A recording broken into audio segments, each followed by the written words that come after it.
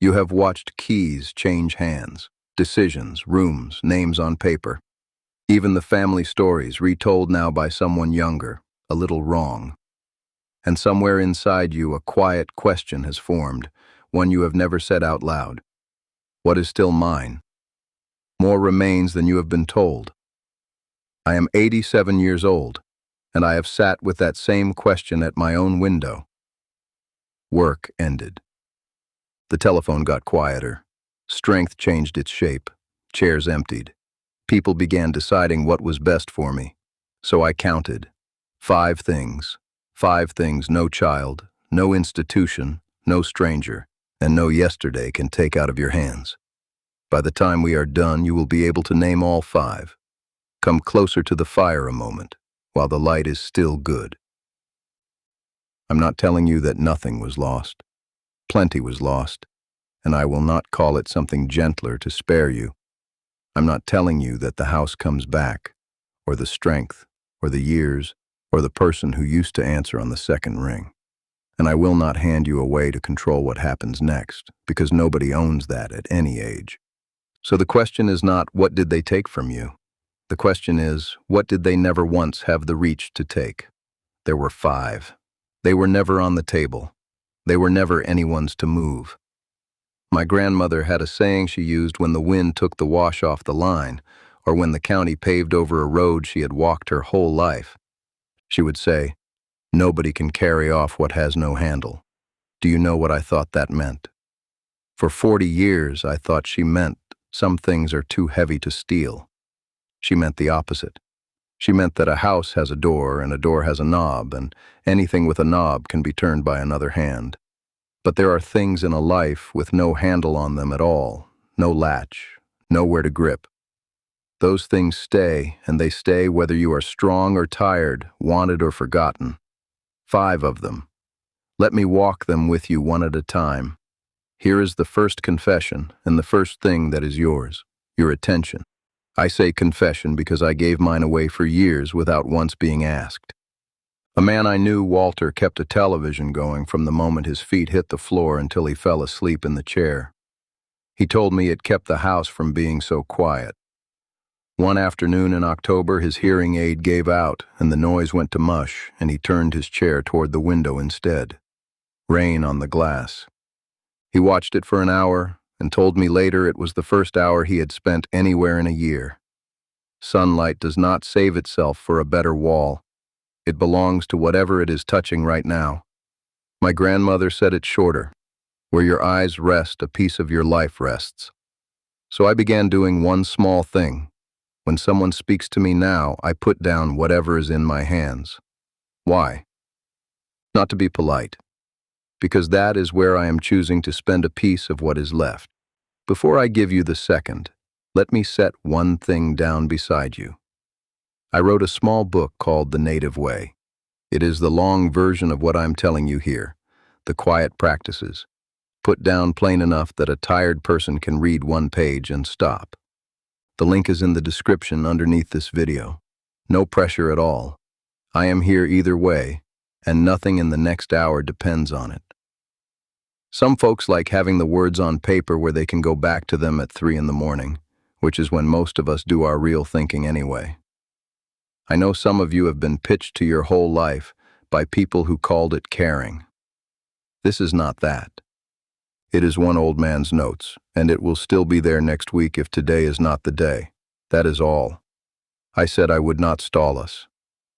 Now, the second confession, and the second thing that is yours. Your next honest word, not the words behind you. Those are spent, and some of them I would trade a winter to have back. I mean the next one. The one not yet out of your mouth. There is a woman in my building, Ruth, who answered yes to everything for 61 years. Yes to the committee. Yes to the ride. Yes to holding the baby when her back was screaming at her. She told me once that she said yes so quickly it was not really speech, it was more like a reflex, the way your knee jumps when the doctor taps it. Last spring, her nephew asked her to keep his dog for a month. And Ruth heard the yes coming up out of her the way it always did, and she stopped it. And what came out instead was, I need a day to think. That is all. I need a day. 4 words, and she said them like a woman stepping off a moving train. She did not build a case, and she did not apologize for the pause. 1 sentence, and then quiet. Do you know what she told me afterward? Not that she felt strong. She felt strange. She said, I did not recognize my own voice, and then, quieter, I liked it. And there is something nobody tells you about a lifetime of easy yeses. They are not generosity. They are a way of getting out of the room. The honest word costs more, and it is the only one that arrives from you. My grandfather put it this way when I was a boy and had told a small, convenient lie. He said the next true word has no previous owner, meaning it is not spoken for, meaning your history does not get a vote on it. And you can say it today. Not a speech, not a reckoning, not a telephone call that repairs 1962. 1 true sentence, the next time someone asks. That much is still in your mouth, and nobody on this earth can reach in and take it. The 3rd confession, and the 3rd thing that is yours. The door you open, and the door you leave closed. I fought this one.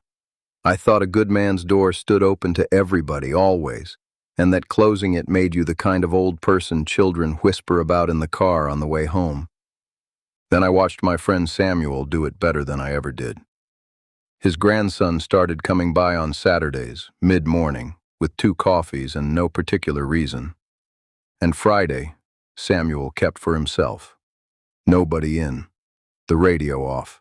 He said the Saturday was only warm because the Friday was quiet. Somebody asked him once, wasn't he lonely on Fridays, and he said, no, I am unavailable. There is a difference, and I earned it. Now hear me on this, because it is easy to twist. This is not about locking the world out. A gate is not a wall. A wall says never. A gate is the place where welcome becomes a choice, and a welcome that cannot be withheld is not a welcome at all. It is just what happens to you. I spent a good many years with my door propped open and my heart shut, which is the worst arrangement there is. People came in and got nothing from me but my presence, and I got nothing from them but the noise. When I finally started choosing, I had less company and more company, if you understand me. Ask yourself honestly. When was the last time someone came into your day and you had decided they could? My grandmother kept a heavy door on a small house, and she was the most generous woman in that valley. She used to say a home stays generous because its door can close. They can take the house. They took my brothers, signed away in an office with a nice carpet. But the yes and the no, the come in and the not today, that is yours as long as you are breathing. And I have watched people find it again at 90. The 4th confession, and the 4th thing that is yours, the meaning you give what happened. This is the one I am least proud of because I got it wrong the longest, and I got it wrong out loud in front of people who believed me. For most of my 60s, I had a story about a stretch of my life, 10 years of it, that I called wasted.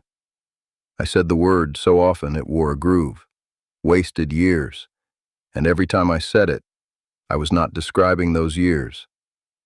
I was sentencing them. There was a woman named Mara who broke that habit for me, and she never knew she did it. She had lost a decade, too, hers to a marriage that took more than it gave. I asked her about it, expecting the word. She did not use it. She said, that is where I learned what I will never abandon again. Same 10 years. Same facts. Unchanged. Not one of them softened. Now understand me exactly, because I will not lie to you to make this go down easier. I am not telling you that your suffering was arranged, or that it was necessary, or that something good was hiding inside it the whole time waiting to be found. Some of what happened to you should not have happened. I believe that. I have my own list. But the river cannot return a stone. It can only carry it differently, and you are the water, not the courtroom. The account of your life is being written by exactly one person, and that person is sitting where you are sitting right now. I have met people in their 80s still serving a sentence a much younger version of them handed down. Nobody appeals it, because nobody remembers there is a court. My grandmother, when the crop failed the second year, did not say it was meant to be. She said, "We will decide later what this taught us." Later, which means it was never fixed, which means it is still open. What are you still calling wasted? And who told you to? And the fifth confession, the last one and the one I think is most important of all, the way you meet this one day. Not your years. You do not get those. Not your health, not the weather, not whether the telephone rings before noon. This day. The one already happening while you listen to me. Eli lived down the road from me, and he had less than most. Bad hip. 2 children who called it Christmas. He could not choose one thing about his circumstances, and I never once heard him pretend otherwise. What he did was this. Every morning he carried 1 cup of coffee out to the porch and sat down before he did anything else. Before the news. Before the pills. Before the list of what hurt. He said he wanted to be awake when the day arrived, instead of meeting it already behind. I asked him if it helped. He said, "Help with what?" I am not treating anything. I am just here on time. Most of us do not do that. Most of us postpone the day. We say we will start living it once the appointment is over, once the visit happens, once we feel a little better. And then it is dark, and we never met the day at all. We only got through it. You are not required to feel good about it either. Eli was in pain most mornings he sat out there. Meeting the day is not the same as enjoying it, and I will not stand here and promise you a feeling. Dawn asks no deed to prove it belongs. It does not check what you accomplished yesterday or who remembers you. It arrives at your window the same as it arrives at a young man's, and it is yours to meet or to sleep through. My grandmother, at the end, could not walk to the door anymore. They moved her bed so she could see out. She said the thing I have carried longest. A day becomes yours when you meet it awake. Have you met today yet? Or have you only been carried by it so far? I want to be careful with you here, near the end, because a list like this can turn on a person. Counting these 5 did not make me a fool for the decades I did not count them. Naming what I had been giving away was not the same as hating myself for giving it away. Those are 2 different rooms, and only one of them has a window. A man who lets his attention drift toward a loud television for 11 years is not a shallow man. He is a man doing a thing. And a thing can be set down. That is the whole difference, and I did not learn it until I was past 80. What I do is not what I am. If it were, none of this would be possible, and I would be handing you a diagnosis instead of a door. I gave my attention away. I said yes when I meant no. I kept the wrong door open and the right one closed. I called 10 good years wasted. I slept through more mornings than I can stand to think about, and not one of those cost me the 5. That is what makes them yours. They are not a reward for having used them well. They were sitting there the whole time with no handle on them, waiting. Nobody had to give them back to me because nobody ever had them. So let me gather this up for you now, the way my grandmother gathered the ends of her shawl before she stood. Your attention. Your next honest word, the door you open and the door you leave closed, the meaning you give what happened, and the way you meet this one day. 5. No child, no institution, no stranger, no yesterday. Now turn them around and point them at your own life, because that is the only place they do any work. Where did your eyes rest today? What is the next true thing you have not said yet? Who is coming into your Saturday? And did you decide it, or did it simply happen? What are you still calling ruined? And this morning, when the light came to your window, were you there for it, or were you already somewhere behind it? Nobody can answer those but you. That is not a burden. That is the good news, and it is the only kind I have. I know what some of you are asking right now because I asked it myself, sitting in a chair much like the one you are in. Is it too late for me? Here is all I will say, and I will not say a word past it. Age took plenty. It did not take your ability to notice one of these 5 today and make one ordinary choice about it. That much is still working. That much is still yours. I am not promising you that it will feel better tomorrow. I am not promising anyone comes back or that anything is restored or that it happens quickly. I am telling you what is still in your hands. What you do with it is not mine to know. I would like to hear from you now.